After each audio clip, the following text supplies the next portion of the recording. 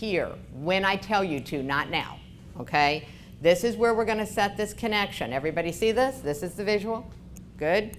All right. Take a deep breath, allowing your gaze to soften, allowing your breathing to deepen and slow. And as you breathe as deeply and as slowly as is comfortable, allowing your eyes to focus on the table, allowing your eyes to close if you're comfortable, find a memory of an event when you were completely focused, completely present to what you were doing. Nothing could distract you. You were on point and on target.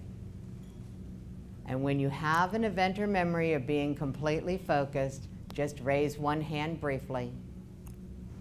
And keeping your eyes closed, allowing your breathing to deepen and slow. Focus on the sensations in your body when you're completely focused on a task. How does this feel in your body?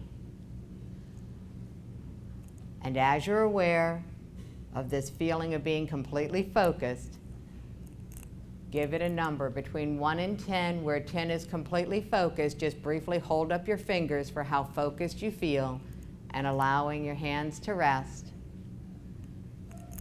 And as you focus and intensify this feeling, press your right thumb into the web of your left hand. We're going to press and store this feeling for use later. Remember to breathe.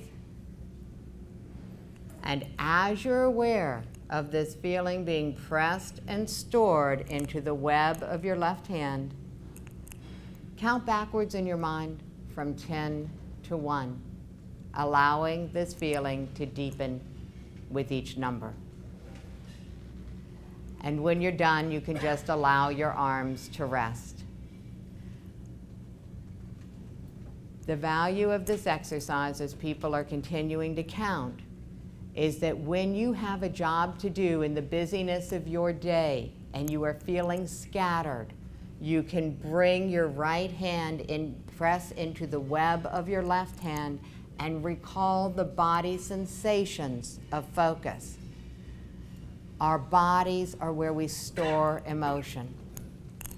So, as you're finished, you can allow your eyes to open and straighten up. The value of focus cannot be overestimated. In a day and a time when we are absolutely bombarded with stimulus, being able to focus on one thing gives us control of our profitability in a way that nothing else does. And so that's why we set this.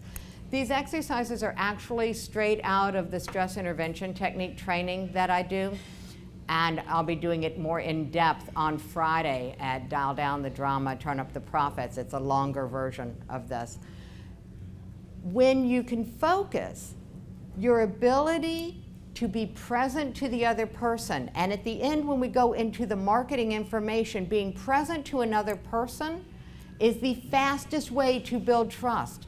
We were talking about trust and how that is important if you're trying to grow a business, especially in a new market. The fastest way to build trust with someone else is to be completely present when that person is talking, to be completely present to what that person needs. So that is the value of these two exercises. So now we are going to shift, and we are going to come out of the focus exercise and the relaxation exercise, and I'm going to wake you up. So we're coming into the world of Napoleon Hill. Everybody knows that Napoleon Hill is absolutely famous for studying and writing about what it takes for a business to succeed. I'm sure most of you are familiar if you haven't read his book on the topic. What he's less known for is being interviewed on the radio. And he was interviewed for what are the 3 reasons businesses fail.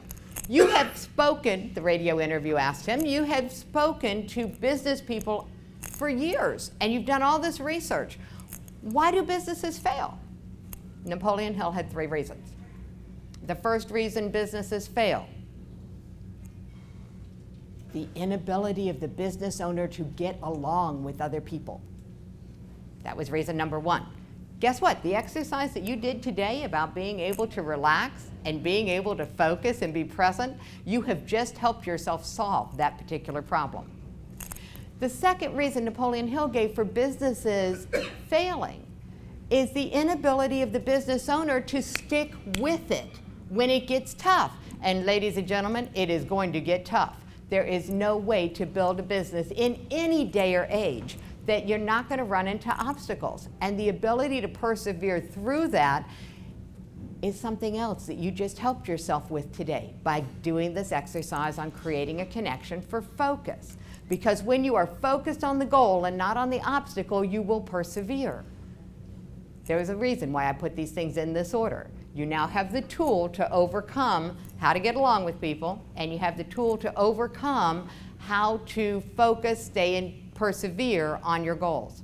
The third reason the businesses fail, according to Napoleon Hill, the inability of the business owner to make an effective decision quickly. Effective decision making is what we're going to talk about next. And I'm going to give you a tool, ta-da, that you can use to help make effective decisions a lot easier and faster. But first, I have to tell you a story. If you don't like baseball, just bear with me. I think you'll still like the story. There's a young ball player, and he is being called up from the minor leagues. He is going to the show. He's going to play for the Atlanta Braves. He is so excited. Everybody on the airplane knows that this kid is going to the show, that he's going to play ball. I mean, everybody knows. So he gets off the airplane, he gets in a cab, he has the cab driver take him to the stadium. I don't care that there's no ball game, I'm going to the show, I got to get there. Cab driver drops him off. The kid is just excited. He is walking around the stadium. There are trophies over here, there are pictures of famous ball players over there, and then he sees, pardon the expression, God. It's the ballpark owner. He goes up to him. Oh, I'm so happy to be here. You have no idea. I am so excited. I'm going to play ball for you.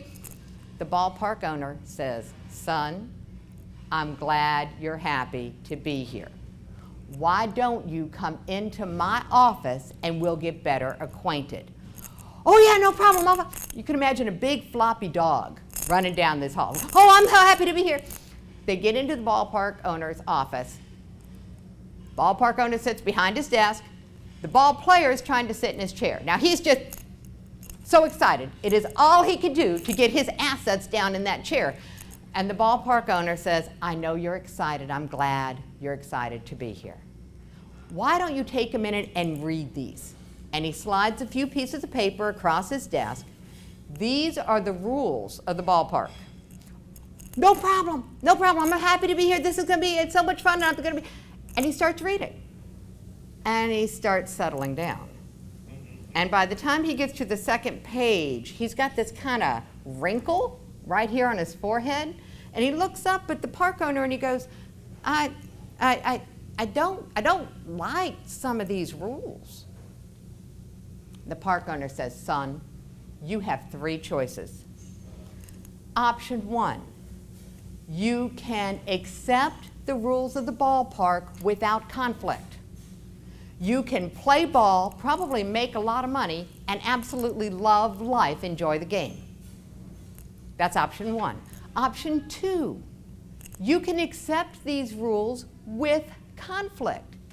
You can hate coming to work, you can feel victimized about it, you can struggle, you'll still play ball, you might even make good money, but you will not have a happy life. Option three, you can get out of my ballpark. Whoa, I just got to the show. I don't want to leave. What were those first two options? Option one, you can accept the rules of the ballpark without conflict. Enjoy life. Option two, you can accept the rules of the ballpark with conflict, feeling that you're being victimized and struggle. Still play ball, but not be happy. When you lay options out that clearly, needless to say, the decision was easy. The ball player chose to accept without conflict. The reason I tell this story, and it's not a Jackie original, okay, credit where credit is due. I first heard it from a lady named Dr. Zanya, who's a motivational speaker, and she works mostly with network marketing companies. It's a really good story. And I realized that there were multiple applications for it. As a matter of fact, in my presentations, I challenge people to find a place where this does not apply. Here's how it played out in my own life. At the time I heard this, I was in my 30s. I had kids, around in this age. We would go to visit my mother. Whose ballpark was I in? Oh my God, I had never thought about it. I had 3 choices. I could accept her rules without conflict. I could accept her rules with conflict, which is what I had been doing my entire adult life, being miserable at my mother's house. Or I could stay out of her house. Now that was a new thought for me at the time, that I actually didn't have to go visit my mother, but that's another story. I started accepting the rules of my mother's ballpark without conflict. I started talking about it with my kids on the way down. We're going to Grandma's house, we follow Grandma's rules. All of a sudden, our visits became a lot of fun because there was no stress. I mean, there was no challenge. Now, another new thought. When my mother came to my house, whose ballpark was she in? Prior to this discovery, I had always shifted my world around to accommodate her rules, never realizing it was my ballpark. I'm the one who paid the mortgage here. So she would come to visit, and I stopped changing the rules. What that looked like was, yes, Mom, I understand you'd like to have breakfast at 9:30. We have breakfast at 8. Would you prefer to have eggs or oatmeal? Simple. Yes, Mom, I understand that you would rather go for a walk, but at this time of day, we all gather together and do this one activity. Would you like to sit in this chair or that one?